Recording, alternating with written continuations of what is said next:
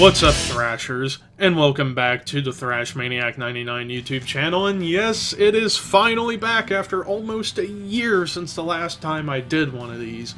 It is album reviews. I'm going to try my best to do better with the album reviews this year and do at least one review every week, at least. At least I hope I can.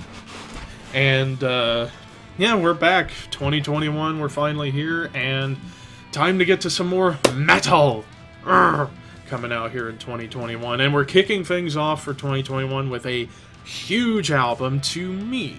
And that's all this is, to me. An album from one of my new all-time favorite bands. Ever since I discovered this band a few years ago, I haven't been able to stop listening to them. They are that good. A band from the Netherlands, arguably the pioneers of death doom.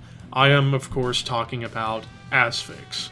Now, before we talk about the album in question, little brief history lesson for you who don't know this band. Asphyx is a death doom band that formed in the Netherlands back in 1987, so they've been going for a long time. And early on, they went through a revolving door of different members until 1991, when they picked up the legendary, one of, if not the greatest death metal vocalist of all time, Martin Van Drunen, who had just been booted out of Pestilence after recording the album Consuming Impulse, doing a tour with Death and Carcass. He was left on his own for a while. The guys in Asphyx picked him up on bass and vocals, and they recorded their debut album, The Rack, back in 1991 for Century Media Records. And they've been on Century Media ever since the very beginning.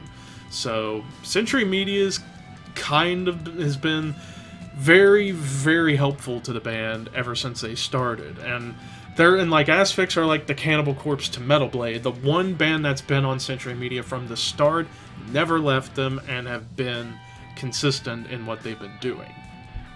Now, after The Rack, they release a year later their best album, in my opinion, Last One on Earth.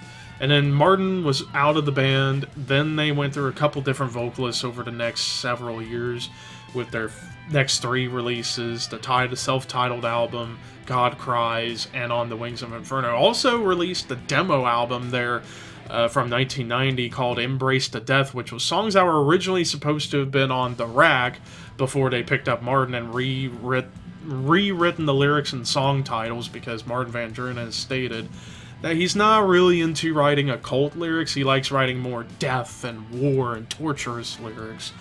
And it's definitely present on the new album. But yeah, after 2000, after the release of On the Wings of Inferno, the band was dissolved for a long time until 2007, when they got back together with a new lineup of Martin on vocals, Bob Backus, original drummer, on drums, Paul Bayans on guitar, and Wines Grubel, I believe that's his name, on bass and backing vocals, who actually sang and played on the Wings of Inferno. And then in 2009, they released their comeback album, Death the Brutal Way. And ever since then, they've been on a roll with great album after great album in their comeback, Death Hammer, and their last one, Incoming Death. But that was 5 years ago when Incoming Death came out. Finally, they released their next album, Necroceros, which is probably the most death metal sounding album title ever. So with Necroceros, it's a 10-track affair, 50 minutes long, which for Death Doom, albums tend to be about that length, 50 minutes to an hour, depending on the band, that is. But the cool thing with Asphyx's music, it's like, yeah, it's Death Doom, but it does have a lot of leanings to old school death metal as well as thrash metal. There are some thrashy parts within Asphyx's entire catalog, but Death Doom has always been kind of the bread and butter of the sound. I know some people debate, Asphyx ain't really Death Doom, they're more old school death metal. Well, they're on the border of both, but I think they're more Death Doom because they're way more doomy than a lot of other death metal bands out there. A couple of good companion bands to Asphyx are Autopsy and Obituary, and even Bolt Thrower kind of gets compared to Asphyx a little bit.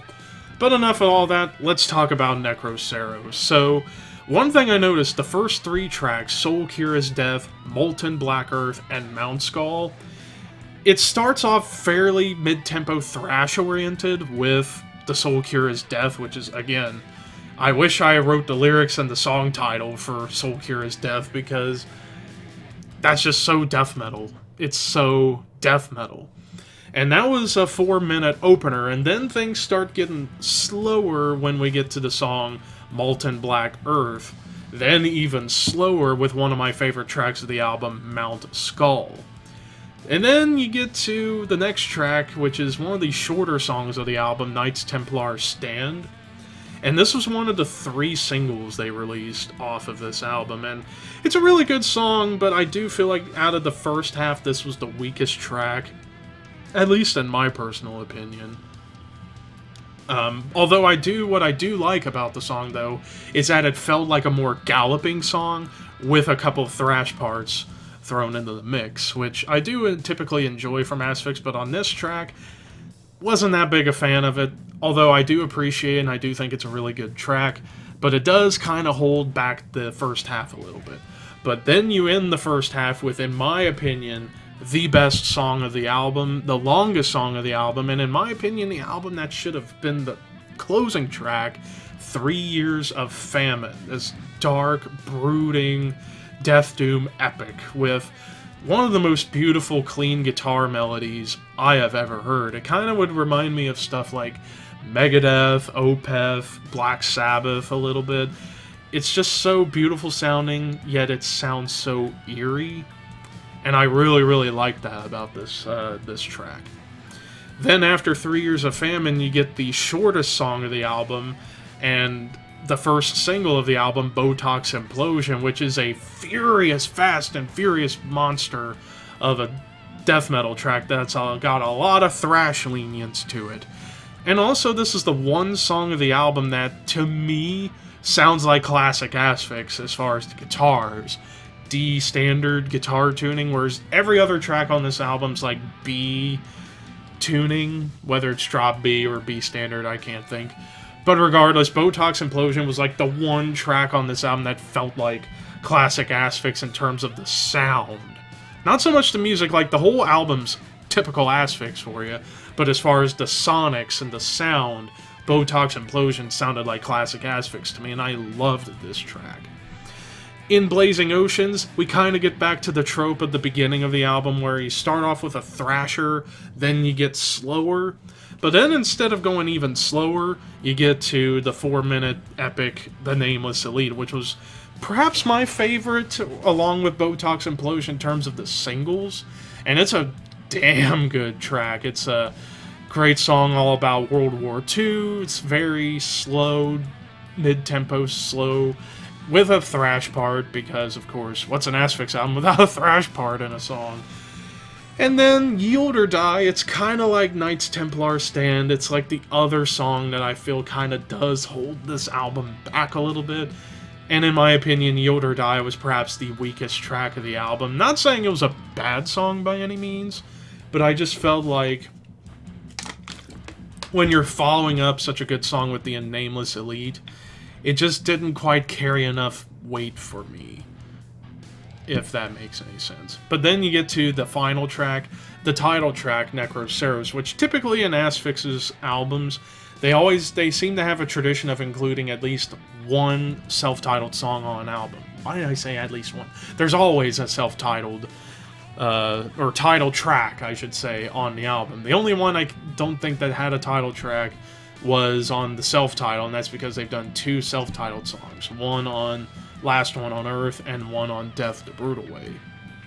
But with this title track, Necroceros, 7 minutes, second longest song of the album. While this isn't as good as 3 Years of Famine, it's still a great track, although what I will say, a lot of Celtic Frost worship on here, especially with the groove,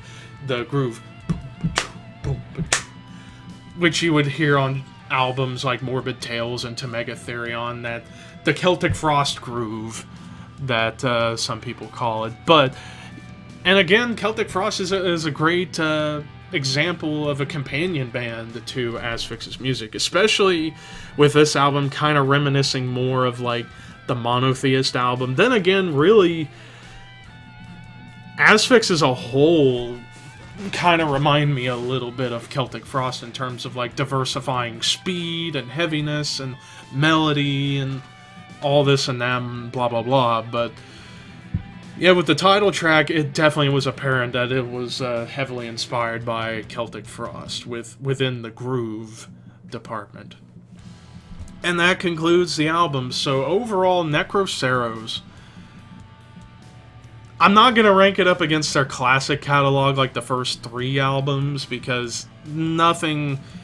Well, actually what I'll say, like the first 2 albums, Death the Brutal Way and Death Hammer, are the pinnacle albums in Asphyx's career.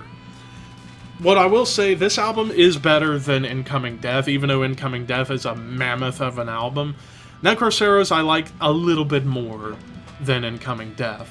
Although, what I will say, again, those songs, Knights Templar Stand and Yield or Die, to me, kind of hold this album back from being a perfect album, in my estimation.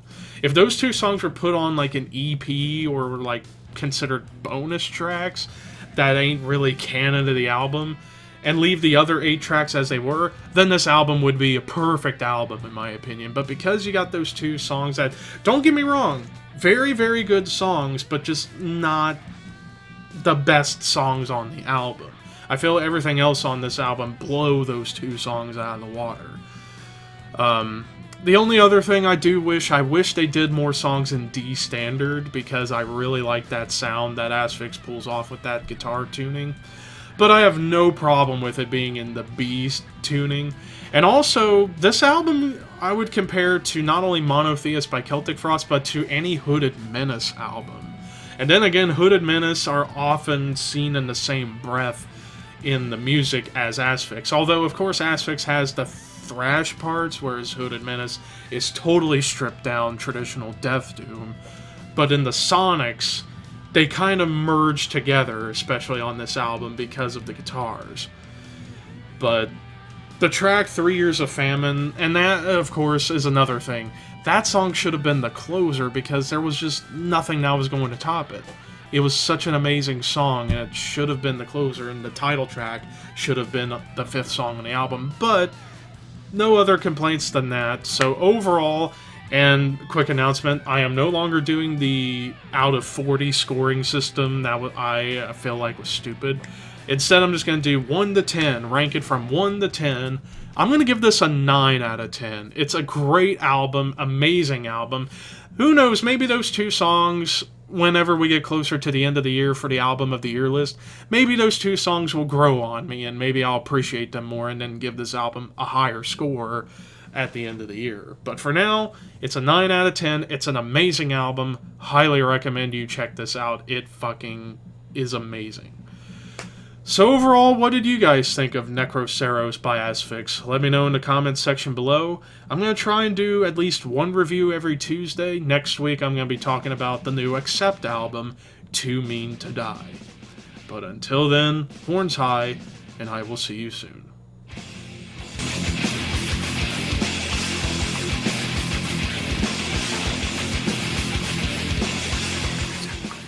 Hells, do you know how to use Dude, it? really? I was literally in the freaking menu. God. Ow! I literally just freaking spawned. Well, Tails, time to die. No one isn't. No one isn't. Why is everybody coming over here? Yeah, wait. No! What? We're gonna have a nice day. We're not together. open Is this right our now. first date? We're not open here, mister. Damn it! What the? No fire! I died from my own grenade. Can the fire go away, please? Thank you.